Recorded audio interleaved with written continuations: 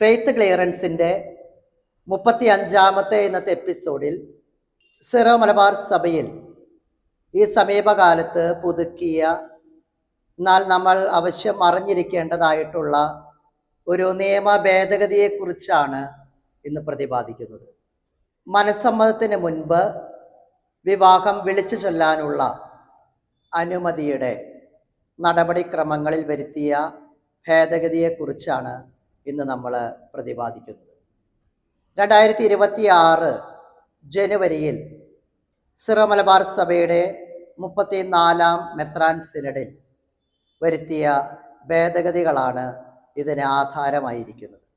ഈ 34ാം സിനഡിൻ്റെ 1ാം സമ്മേളനത്തിൽ വരുത്തിയ ഈ ഭേദഗതി പ്രകാരം മനസ്സമ്മതത്തിന് മുൻപായി വിവാഹം വിളിച്ചു ചൊല്ലാനുള്ള അനുമതിക്കായി ഇത്രയും കാലം ഫൊറോന വികാരിയിൽ നിന്നാണ് അനുവാദം വാങ്ങിയിരുന്നത്.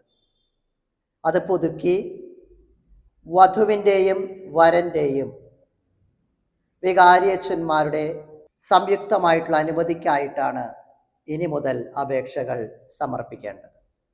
സിറോ മലബാർ സഭയുടെ പർട്ടിക്കുലർ ലോ ആർട്ടിക്കിൾ 163/2 ഭേദഗതി ചെയ്തുകൊണ്ടാണ് മേജർ ആർച്ച് ബിഷപ്പ് ഡിക്രി വഴിയായി ഈ പുതുക്കിയ കൽപ്പന നൽകിയിരിക്കുന്നത്.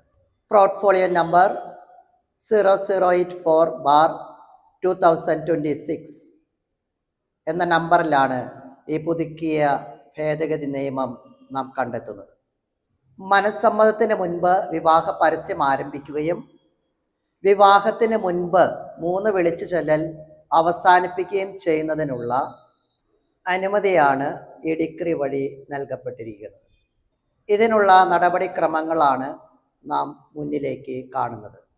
നടപടിക്രമങ്ങളിൽ ഒന്നാമത്തേത്, പ്രത്യേക അപേക്ഷാ ഫോറത്തിലാണ് വിവാഹാർത്ഥികൾ അപേക്ഷ സമർപ്പിക്കേണ്ടത്. ഈ അപേക്ഷാ ഫോറം വികാരിച്ചന്മാർ മുഖേന ലഭ്യമാകുന്നതാണ്. രണ്ടാമത്തെ നടപടിക്രമമായിട്ട് വരുന്നത്, ഈ അനുവാദം ആർക്കാണോ ആവശ്യമായിരിക്കുന്നത് ആ വ്യക്തിയാണ് 1ാം കക്ഷി അനുവാദത്തിനുള്ള നടപടിക്രമം ആരംഭിക്കേണ്ടത്. ഇതിനായുള്ള ഫോറം പൂരിപ്പിച്ച് കക്ഷികളുടെയും അവരുടെ മാതാപിതാക്കൾ അല്ലെങ്കിൽ രക്ഷിതാക്കൾ എന്നിവരുടെയും ഒപ്പോടുകൂടെ 1ാം കക്ഷി തൻ്റെ ഇടവക വികാരിക്ക്, അതായത് 1ാം വികാരിക്ക് സമർപ്പിക്കുന്നു. മൂന്നാമത്തെ നടപടിക്രമമായിട്ട് വരുന്നത്, അപേക്ഷാ ഫോറത്തിൽ ഒപ്പിടാനുള്ള ആരെങ്കിലും സ്ഥലത്തില്ലാത്ത സാഹചര്യം വന്നാൽ സമയത്തിൻ്റെ കുറവുണ്ടെങ്കിൽ അവർക്ക് ഒപ്പിടുന്നതിനായി അപേക്ഷ സ്കാൻ ചെയ്ത് അയച്ചു കൊടുക്കുകയും അവർ ഒപ്പിട്ട് സ്കാൻ ചെയ്ത് തിരിച്ചയക്കുന്ന അപേക്ഷ 1ാം കക്ഷി 1ാം വികാരിക്ക് നൽകുകയും ചെയ്യുന്നു. 4ാം നടപടിക്രമമായിട്ട് വരുന്നത്, അപേക്ഷ ലഭിച്ചാലുടൻ 1ാം വികാരി ഫോറം പരിശോധിച്ച് അതിൽ കൊടുത്തിരിക്കുന്ന വിവരങ്ങൾ പൂർണ്ണമാണെന്ന് ഉറപ്പുവരുത്തുകയും വിവാഹം വിളിച്ചു ചൊല്ലേണ്ട തീയതികൾ അപേക്ഷകരോട് ആലോചിച്ച് നിശ്ചയിക്കുകയും ചെയ്യുന്നു. അതിനുശേഷം അദ്ദേഹം ഫോറത്തിൽ ഒപ്പിട്ട് പള്ളിയുടെ സീലും വെച്ച് 1ാം കക്ഷി വഴി 2ാം കക്ഷിയുടെ വികാരിക്ക്, അതായത് 2ാം വികാരിക്ക് കൈമാറേണ്ടതാണ്. 5ാമത്തെ നടപടിക്രമമായിട്ട് വരുന്നത്, 1ാം വികാരി ഒപ്പിട്ട അപേക്ഷാ ഫോറം ലഭിക്കുന്ന മുറയ്ക്ക് 2ാം വികാരി അപേക്ഷാ ഫോറത്തിൽ തൻ്റെ സമ്മതം രേഖപ്പെടുത്തി ഒപ്പിട്ട് സീൽ വയ്ക്കുന്നതോടെ അനുവാദം ലഭിക്കുന്നതിനുള്ള നടപടികൾ പൂർത്തിയാകും.